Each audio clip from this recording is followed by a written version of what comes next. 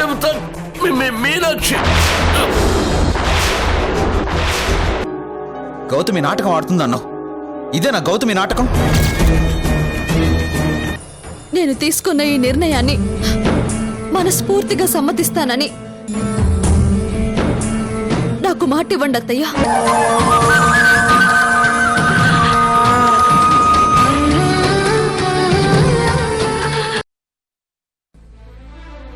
అర్థమైంది గౌతమి, నిన్ను ఈ స్థితికి తీసుకొచ్చిన కొంతమంది మొహం చూడకూడదు అనుకుంటున్నావు కదా.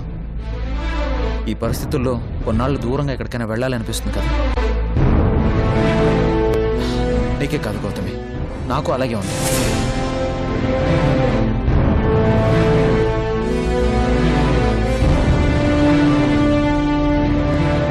చెప్పు, ఎక్కడికి వెళ్దాం? ఇద్దరం కలిసి వెళ్దాం. హాయిగా కొన్ని రోజులు ఎక్కడైనా తిరిగి వద్దాం.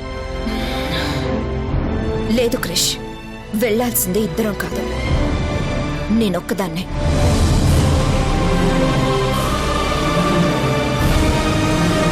నేను వెళ్ళేది తిరిగి రావడానికి కాదు, శాశ్వతంగా ఈ ఇంటికి దూరం కావడానికి.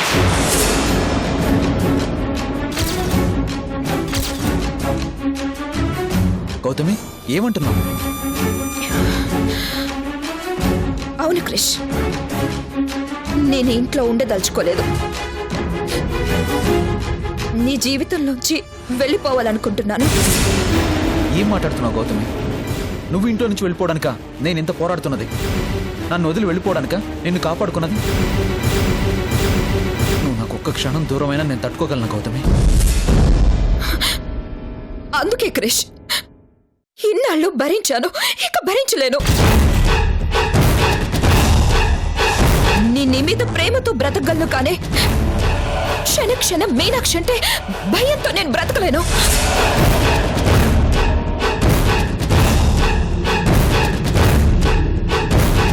మధ్యలో వచ్చాను, మధ్యలోనే వెళ్ళిపోతాను.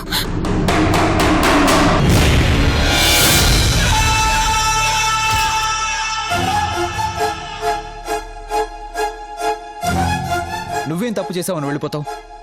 నువ్వు మధ్యలో వచ్చావేమో గౌతమి, కానీ కడదాకా నాతో కలిసి బతకాల్సిన దానివి. నిన్ను వదులుకోలేను.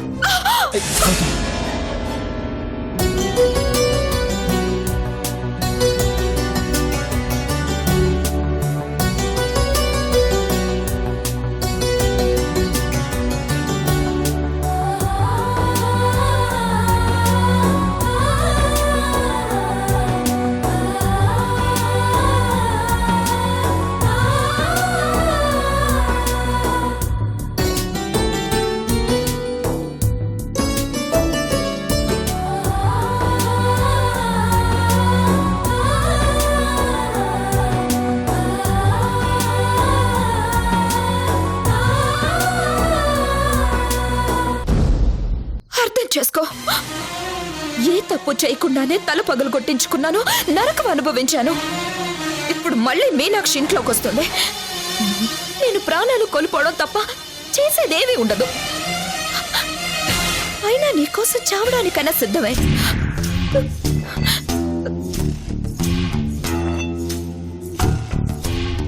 కానీ నేను చేస్తే నువ్వేమైపోతావని భయపడుతున్నాను. అందుకే వెళ్ళిపోవాలనుకుంటున్నాను క్రిష్. అసలు ఆ మీనాక్షి ఇంట్లోకి వస్తేనే కదా నీకు భయం?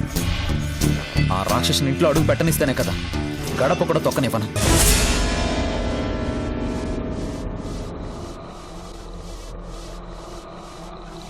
ప్లీజ్ క్రిష్, నేను చెప్పే.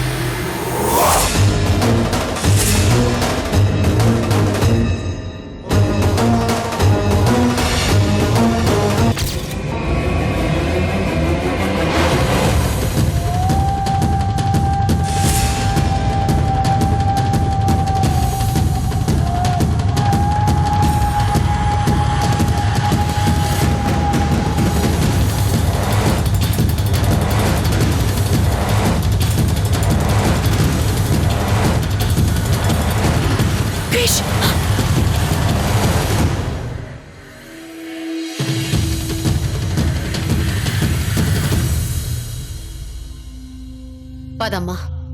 ఆగో.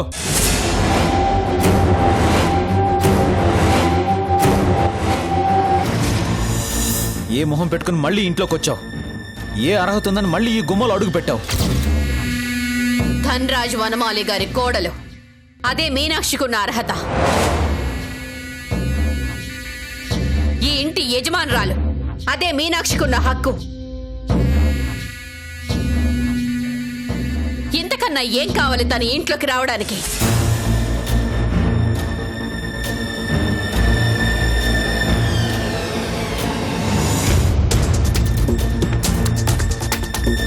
మానవత్వం, మంచితనం, సంస్కారం, నిజాయితీ ఇవన్నీ ఉండాలి.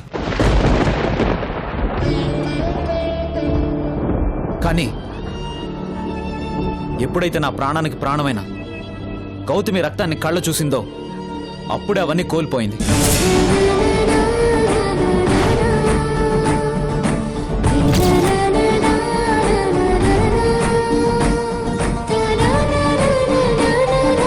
ఎప్పుడైతే నా ఊపిరిని బంధించి నా ప్రాణాలు తీయాలనుకుందో అప్పుడే తనకి ఇంటికి చెల్లిపోయింది.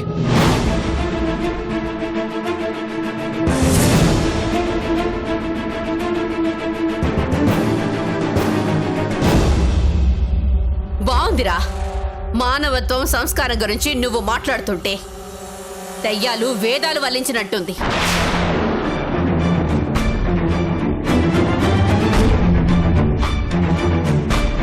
ఇంటిని తగులబెట్టడానికి వచ్చిన ఓ తోటకి కోసం సీత లాంటి భార్యను అనుమానించడం అట్రా మానవత్వం అంటే?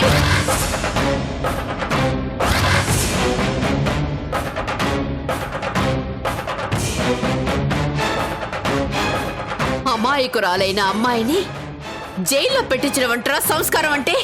అది అనుమానం కాదు, నిజం. నువ్వు కళ్ళారా చూసిన నిజం. చూసిందంతా నిజం కాదు, విన్నదంతా వాస్తవం కాదు.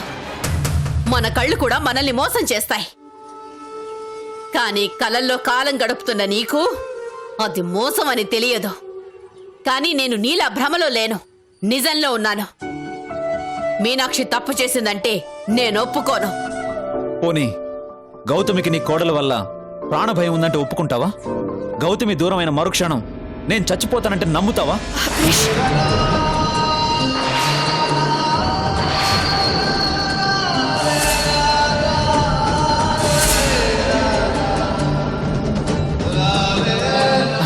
నిన్ను నేను నమ్మించలేను, అలాగని ప్రాణం పోయినా నా నమ్మకాన్ని చంపుకోలేను.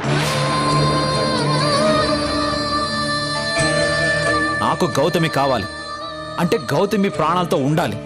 అలా ఉండాలంటే ఈ క్షణమే మీనాక్షి ఇంట్లో నుంచి వెళ్ళిపోవాలి. రేయ్, ఈ ఇల్లు, ఈ వాకిలి, ఈ ఆస్తి, ఈ అంతస్తు, 100 కోట్ల కంపెనీ, 1000 మంది వర్కర్స్ అన్ని మీనాక్షి పేరు మీద ఉన్నాయి. నీలా మూడుముళ్ల బంధాన్ని తెంచుకున్నంత సులువుగా ఈ బాధ్యతల్ని తెంచుకుని వెళ్ళిపోయే మనసు మీనాక్షికి లేదురా. వెళ్ళిపోమ్మనే హక్కు నీకు లేదు. అత్తయ్య,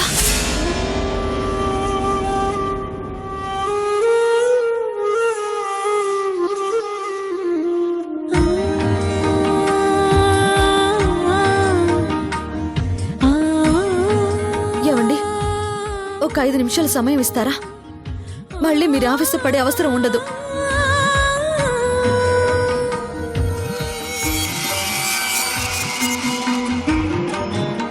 ఐదు నిమిషాలు మాట్లాడనిస్తారా?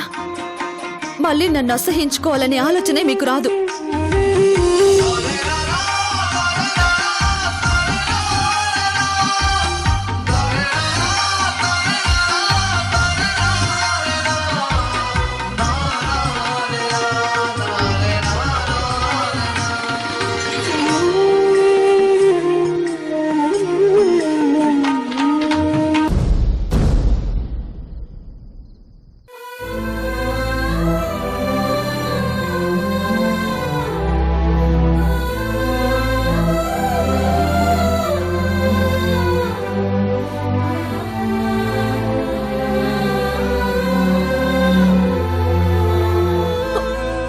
గారు, ఇలా మీ ముందు నిలబడి తల దించుకుని మాట్లాడాల్సిన పరిస్థితి వస్తుందని కలలో కూడా ఊహించలేదు.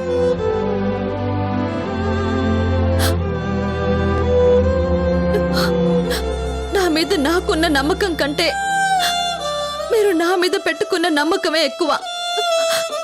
తన నీడని తనే నమ్మలేని రోజులివి. కానీ ఎక్కడో పుట్టి ఎక్కడో పెరిగి మీ కంపెనీలో పనిచేసే ఓ కూలిని నమ్మి బరువైన బాధ్యతని నా భుజాల మీద పెట్టారు. ఈ ఇంటిని నిలబెడతానని, ఈ ఇంటి ప్రతిష్టని కాపాడుతానని కలలు కన్నారు.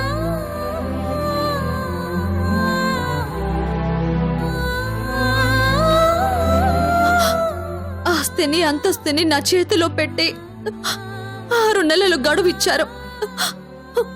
ఈ రోజుతో ఆ గడువు తీరిపోయింది మావయ్య గారు.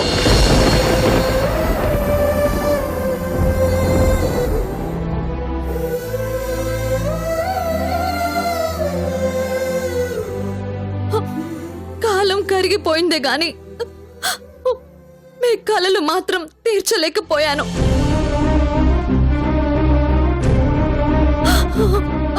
పరిగెత్తి పరిగెత్తి నా గుండె అలసిపోయింది. నేను ఓడిపోయాను మావయ్య గారు.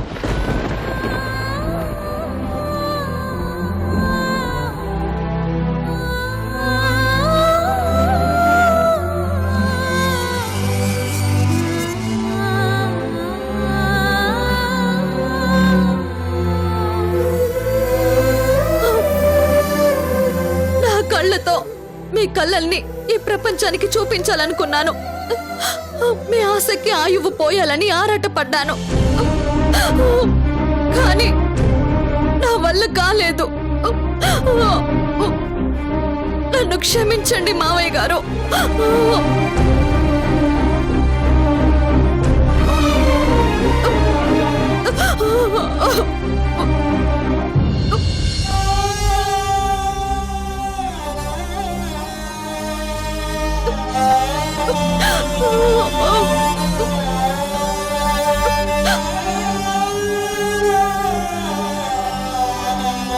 మేడం,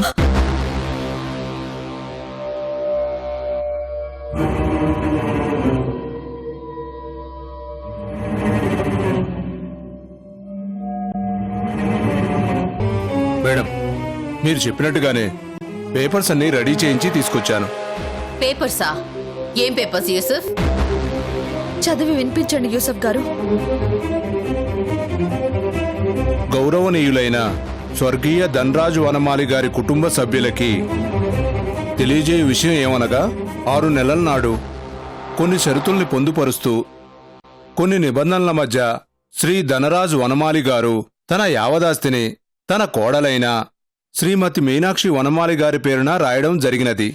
ఆస్తి మీద సర్వాక్కులని మీనాక్షి గారికి ఇవ్వడం జరిగిందన్న సంగతి మీ అందరికీ విదితమే.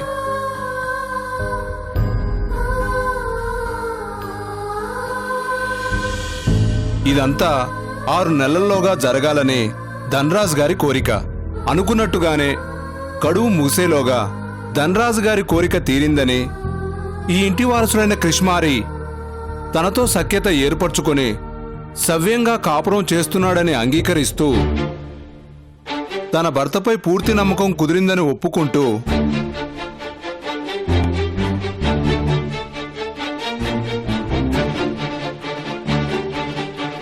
తన పేరు మీదున్న యావదాస్తిని మనస్ఫూర్తిగా తిరిగి క్రిష్ పేరు మీద రాస్తున్నట్టు తయారు చేయించిన పత్రాలివి.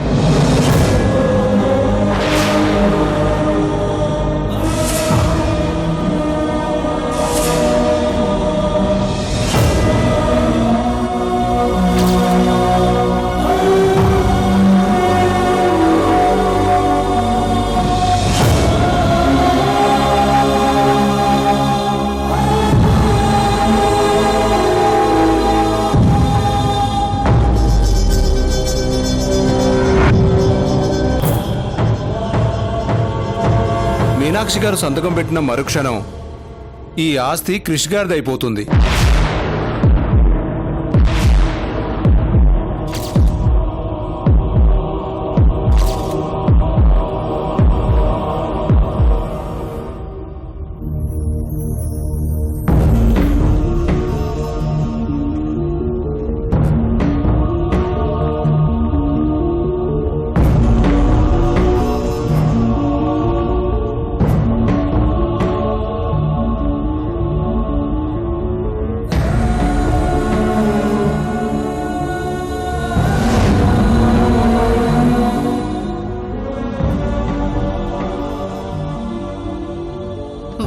మీనాక్షి, ఏంటమ్మా ఇదంతా? నా ఓటమిని అంగీకరించాను అనడానికి సాక్ష్యం అత్తయ్య ఈ సంతకం.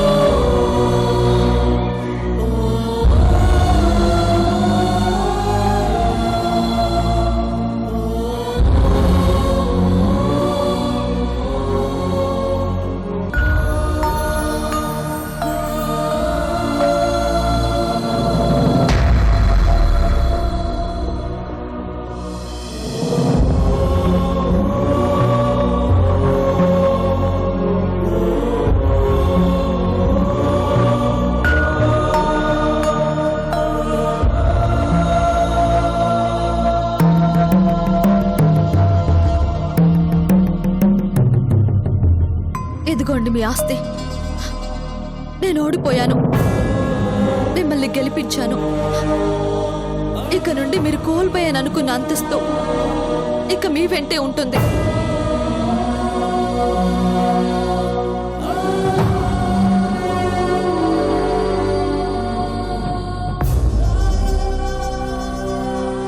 మీ నాన్నగారు నన్ను నమ్మి ఉన్నతమైన కుర్చీలో కూర్చోబెట్టినా నేను కేవలం ఓ కూలికిచ్చే వేతనమే తీసుకున్నాను.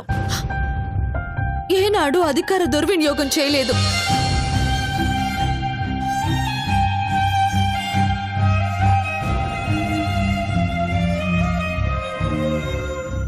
నువ్వు తిరిగిస్తున్న ఆస్తి నాది, నీది కాదు. ఇందులో నీ గొప్పతనం ఏం లేదు. అయినా నేను కోరుకున్నది ఈ ఆస్తి కాదు.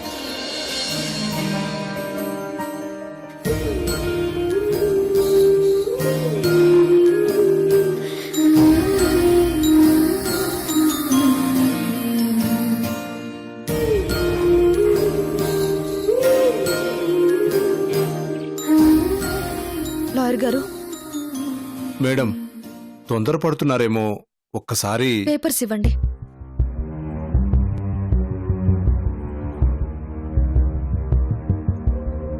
ఇక మీరు వెళ్ళొచ్చు. Okay madam.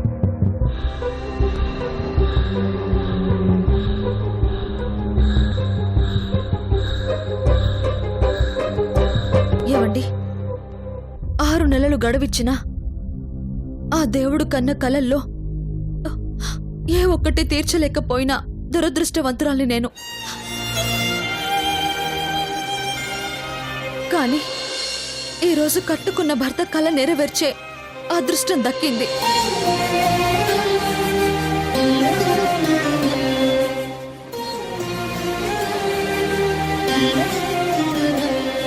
ఇవేంటో తెలుసా?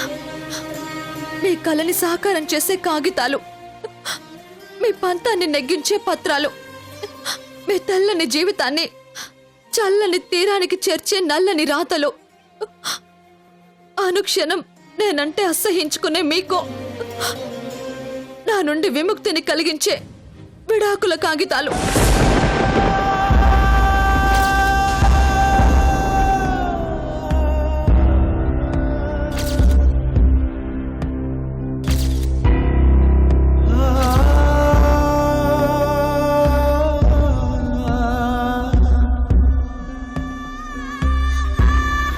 ఇవే కదా మీరు కోరుకున్నవి. మీరు కోరినట్టుగానే వీటి మీద సంతకం చేస్తున్నాను.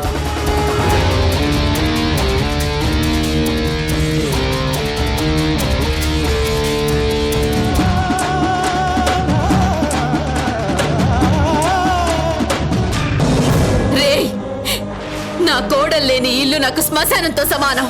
ఈ ఇంట్లో ఒక్క క్షణం కూడా నేను ఉండలేను. నాకు పుట్టింది కొడుకు కాదు, కూతురు అనుకుంటాను. నేను మీనాక్షితోనే బ్రతుకుతాను. నా కోడలతోనే నేను వెళ్ళిపోతాను.